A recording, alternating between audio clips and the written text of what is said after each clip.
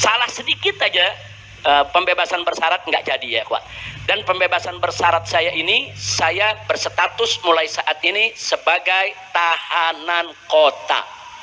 Jadi bukan saya bebas murni begitu aja. Saya saat ini berstatus sebagai tahanan kota.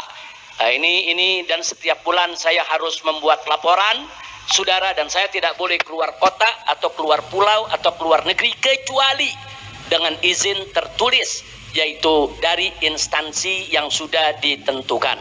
Nah, karena itu sekali lagi saya boleh terima tamu, saya boleh bertamu, saya boleh bersilaturahim, saya boleh mengajar ya kawan. Tapi ada beberapa hal yang memang harus dijaga, yang tidak boleh saya lakukan. Nah, tapi sama sekali itu tidak akan mengurangi semangat juang kita, dan itu insya Allah juga tidak akan mengurangi semangat revolusi akhlak kita, dan itu insya Allah juga tidak akan mengurangi, saudara, perjuangan kita untuk menyelamatkan Indonesia yang tercinta dari segala kedaruratan. Bagaimana kita punya negeri saat ini, saudara? Di mana-mana terjadi kerusakan, di mana-mana ada kemunkaran, saudara. Bahkan kebohongan saat ini sudah membudaya. Negeri kita ini lagi darurat kebohongan.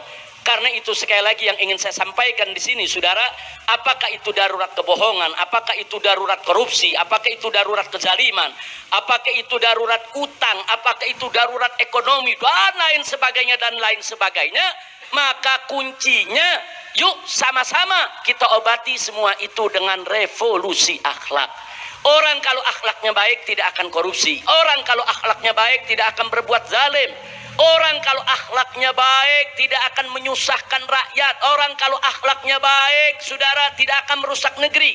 Orang kalau akhlaknya baik, saudara, dia tidak akan menghina agama, menghina Rasul, menghina Al-Quran. Tidak.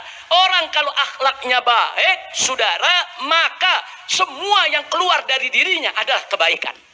Orang kalau akhlaknya baik, matanya akan digunakan untuk memandang yang baik, telinganya akan digunakan untuk mendengar yang baik, saudara, akalnya akan digunakan untuk berpikir yang baik, tangannya akan digunakan untuk bekerja yang baik, kakinya akan digunakan untuk melangkah ke arah yang baik.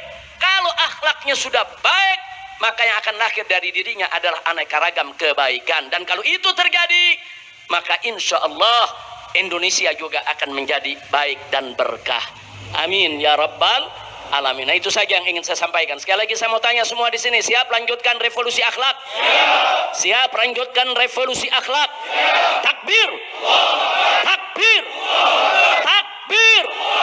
Sallu ala nabi. Orang yang punya potensi masa besar itu, apalagi sudah faktanya punya masa yang cukup banyak itu, dia bisa melakukan dua hal. Yang pertama, dia mampu membawa masanya ke arah perubahan yang baik untuk Indonesia. Yang kedua, dia mampu merusak Indonesia dengan masanya yang cukup banyak itu.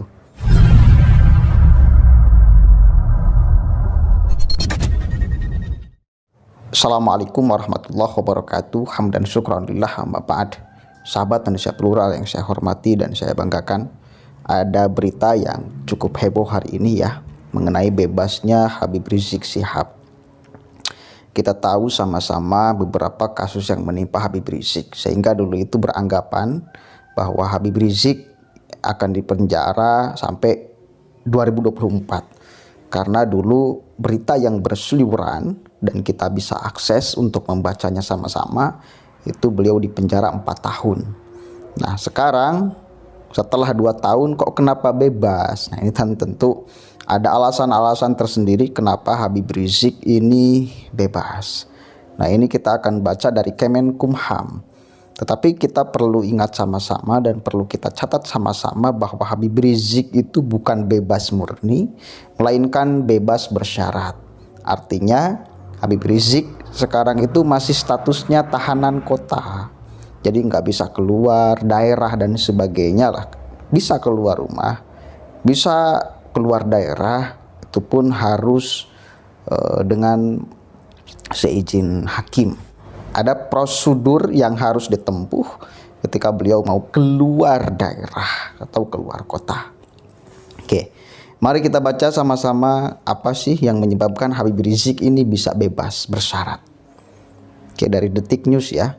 Habib Rizik Syihab atau HRS bebas bersyarat hari ini. Kementerian Hukum dan HAM menyatakan Habib Rizik telah memenuhi syarat untuk pembebasan bersyarat.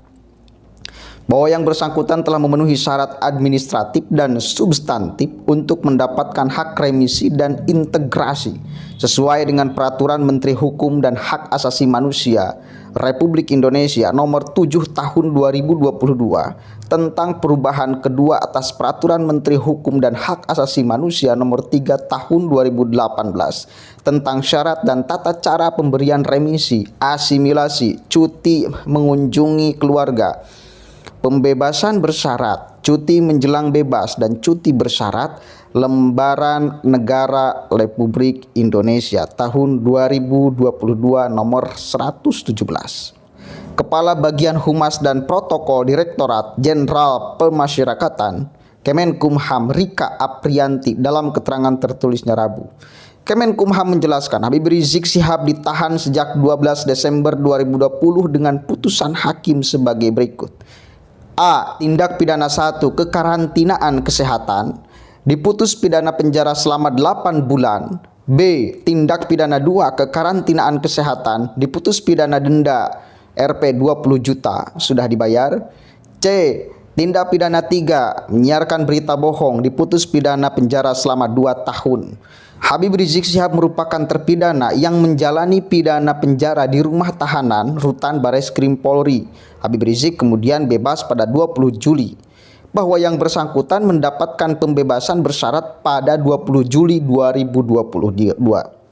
Rika menyampaikan masa percobaan penahanan Habib Rizik habis per 10 Juni 2024. Rika mengatakan Habib Rizik sudah keluar pagi ini. Jadi harus keluarnya tadinya 10 Juni 2024. Harusnya nih, tetapi karena bebas bersyarat, hari ini Habib Rizik sudah dibebaskan, sudah bisa kemudian menghirup udara luar penjara, menghirup udara Petamburan. Masa hukuman Habib Rizik Syihab terkait kasus tes web RS Umi dipotong Mahkamah Agung menjadi 2 tahun penjara. Habib Rizik pun diperkirakan akan bebas pada 2023. Ya, perkiraan Habib Rizik bebas pada 2023, kata pengacara Habib Rizik Aziz Senior saat dimintai konfirmasi Selasa. Jadi intinya hari ini Habib Rizik sudah bebas, tapi bebasnya bersyarat. Artinya ada syarat-syarat yang memang harus dipenuhi oleh Habib Rizik. Manakala syarat itu dilanggar, maka tanpa apapun Habib Rizik akan diambil kembali tanpa melalui proses persidangan dan sebagainya. Tadi saya sudah mencantumkan cuplikan di awal video Habib Rizik di Petamburan. Bagaimana takbir kemudian kembali merenggema dan Habib Rizik tetap menyuarakan revolusi akhlak. Revolusi akhlak, revolusi akhlak. Jujur, saya sebagai bagian dari anak negeri merasa bahagia sekali ketika ada seorang tokoh yang kemudian kembali menghirup udara di luar penjara. Jujur saya bahagia sekali. Apalagi yang digaungkan adalah revolusi akhlak. Akhlak memang harus diperbaiki. Akhlak memang harus diperbaiki. Segala sesuatunya akan selesai bila akhlaknya baik. Sebagaimana yang beliau sampaikan di awal tadi. Apapun yang kemudian melanda negara ini, kesakitan negara ini, bila dengan para pejabat, para pemimpinnya, masyarakatnya, kitanya punya akhlak yang baik, maka itu akan selesai. Namun saya harapkan itu tidak berhenti di ucapan. Itu kemudian dilaksanakan dengan sepenuh-penuhnya. Habib Rizik kita akui sama-sama adalah orang yang mampu menarik massa banyak di Indonesia. Maka kita harapkan orang yang bisa menarik massa banyak di Indonesia itu mampu membawa massanya ke arah perubahan yang lebih baik bagi Indonesia. Itu yang kita harapkan. Orang yang punya potensi massa besar itu, apalagi sudah faktanya punya massa yang cukup banyak itu, dia bisa melakukan 2 hal. Yang pertama, dia mampu membawa massanya ke arah perubahan yang baik untuk Indonesia. Yang kedua, dia mampu merusak Indonesia dengan massanya yang cukup banyak itu. Nah, maka kita harapkan Habib Rizik berada di nomor 1 tadi. Membawa massanya ke arah untuk perubahan yang lebih baik untuk Indonesia. manakala ke belakangnya pernah ada keburukan-keburukan yang beliau lakukan beserta masa-masanya, mudah-mudahan sekarang dan kedepannya Habib Rizik beserta FPI-nya mampu menjadi salah satu alat perubahan yang positif bagi Indonesia. Kita harapkan semuanya seperti itu. Masa NU, masa Muhammadiyah, masa FPI, masa siapapun itu mampu menjadi alat perubahan positif Indonesia. Kita bersatu untuk bingkai NKRI, kita bersatu untuk bingkai Pancasila, dan kita bersatu untuk bingkai perubahan ke arah yang lebih baik untuk Indonesia. Itu yang kita selalu harapkan. Mudah-mudahan ada manfaatnya. Wallahul muwaffiq ila aqwamit thoriq. Wallahu a'lam bishawab. Assalamualaikum warahmatullahi wabarakatuh.